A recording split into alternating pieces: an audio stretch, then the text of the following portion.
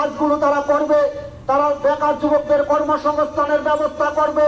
আজকে ভাতা পাবক অভিভাবকরা অভিভাবকেরা ব্যাংকে গিয়ে ধর্ণা দিচ্ছেন, 3 মাস 4 মাস পরে তারা একবার ভাতা পাচ্ছেন। প্রত্যেক মাসে মাসে এসে সেখানে ভাতার জন্য হন্য হয়ে ঘুরছেন। যারা এডিসি এলাকা থেকে আসছেন তারা প্রায় 200 টাকা করে খরচ হয়ে যাচ্ছে। এইগুলো বন্ধ হবে, তারা মাসে মাসে সেগুলো করবে। দ্রব্যমূল্য নিয়ন্ত্রণ করবে। রেশনিং ব্যবস্থায় আপনারা দেখছেন কিছু এক ধরনের রেশন উঠিয়ে দিয়েছে, এখন শুধুমাত্র ফি দিচ্ছেন এবং আগামী লোকসভা নির্বাচনের পরে বলে সেটা উঠিয়ে দেবেন। অর্থাৎ তারা যে অপকর্মগুলো করছে, রাস্তাঘাট সংস্কার করছে না, শুধু দুর্নীতি আর দুর্নীতি করছে। মন্ডলের নেতারা আঙুল ফুলে কলা গাছ হয়েছে, তারা উপলব্ধি করতে পারছেন। তা শুধু গল্প নয়, ঘটিয়েছেন যুবকদের, আপনার পরিবারের বেকার যুবকদের কর্মসংস্থানের প্রশ্ন, সে বিষয়টা আপনারা দেখবেন। তাই আমাদের এখানে রাজ্য নেতৃত্ব আছে, ওনারা আলোচনা করবেন। আমি আপনাদের কাছে একটা কথাই বলবো, তারা গতবারও প্রচার করেছেন ঘরের মেয়ে, এবার প্রচার করছেন ঘরের ছেলে। আপনাদের কাছে আমি একটাই বলবো, কাঠালিয়া কি ধনপুরের বাইরে? কাঠালিয়াটা কি ধনপুরের মধ্যে থাকে না? আমার বাড়ি তো কাঠালিয়া, আমি কি ঘরের ছেলে না? তাই আপনাদের কাছে আবেদন করব, তারা যেমন ঘরের ছেলে বলছেন, আমরাও ঘরের ছেলে। সুতরাং আমাদেরকে আপনারা আশীর্বাদ করবেন এবং আপনাদের জন্য যে একজন বিধায়ক নির্বাচিত হলে যে কাজগুলো করার কথা, আপনাদের আপদে বিপদে সহযোগিতা করা থেকে শুরু করে আপনাদের যতটুকু সাহায্য করা আমাদের ক্ষমতার মধ্যে, সেটা আমরা করব। এবং এই দুটো উপনির্বাচনে যখন বিজেপি পরাজিত হবে, তখন দেখবেন ত্রিপুরা রাজ্যে রাজনৈতিক পট পরিবর্তন হওয়ার সম্ভাবনা তৈরি হবে যাবে।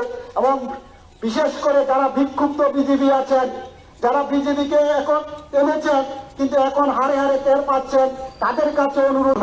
কেন্দ্রটি এটা একটি খুবই গুরুত্বপূর্ণ কেন্দ্র আমাদের রাজ্যের 7টি বিধানসভার মধ্যে। এই বিধানসভা কেন্দ্র একটি ইতিহাস।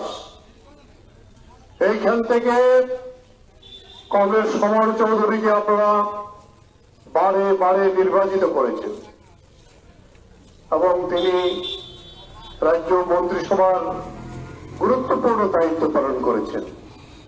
শিল্প, স্বরাষ্ট্র দপ্তর, এই ধরনের দায়িত্বপূর্ণ কাজ করেছেন এবং এই ধনপুর কেন্দ্রের এই যে আধুনিকতার রূপ, ধনপুরকে আধুনিক করা, সোনামুড়ার পরেই সবচেয়ে বড় বাজার এই কাঠালিয়া বাজার, তার উন্নয়নের জন্য সমর চৌধুরী হাত ধরে এটা শুরু হয়েছে।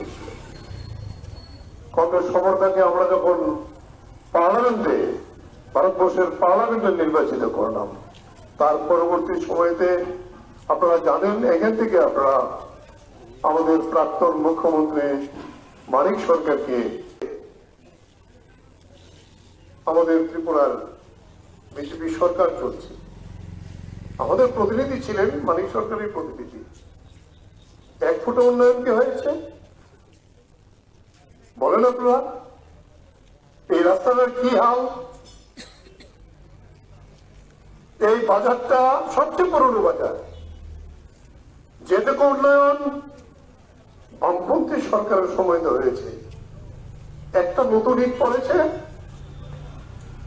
আমি হাঁটতে হাঁটতে জিজ্ঞেস করেছিলাম, আমি এখানে 1974 থেকে এই এলাকাতে আসি, অনেক পুরনো লোকের সঙ্গে আজকে দেখা হলো।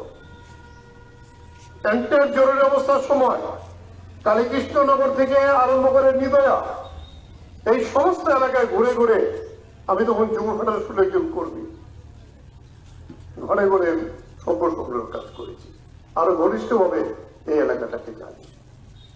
কোথায় সেই এলাকা? কৈশিক বলেছে বেশি কথা বলা আজকে দরকার নেই।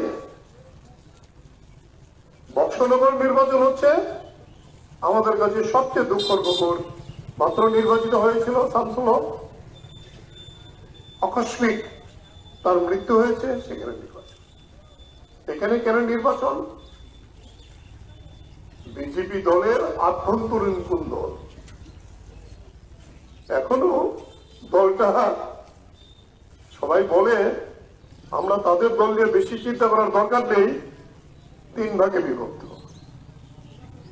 আগের মুখ্যমন্ত্রীর খবর নেই, কোথায় আছে ত্রিপুরার মানুষ এখন জানে না, খবরও নেওয়ার চেষ্টা করবে। আর যিনি এখান থেকে আপনারা একবার পার্লামেন্টে পাঠিয়েছিলেন, এইবার বলছিল এসে যে আমাকে ভোট দিন, আমি নির্বাচিত হলে এই মহিলা মুখ্যমন্ত্রী হবে। এলাকার লোক আবার মহিলা, সাংঘাতিক কথা।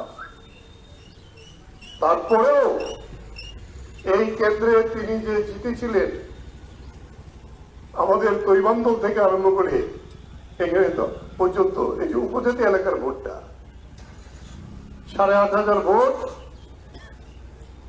মানুষকে বিভ্রান্ত করে টিপ্রাল্যান্ড, যেটার টিপ্রাল্যান্ড আমাদের ভোট দেয়। আজকে তারা বুঝেছে এটার টিপ্রাল্যান্ড কিছু হবে না। এইবারের নির্বাচনে দেখলাম, আমরা বলার আগেই তারা বলেছেন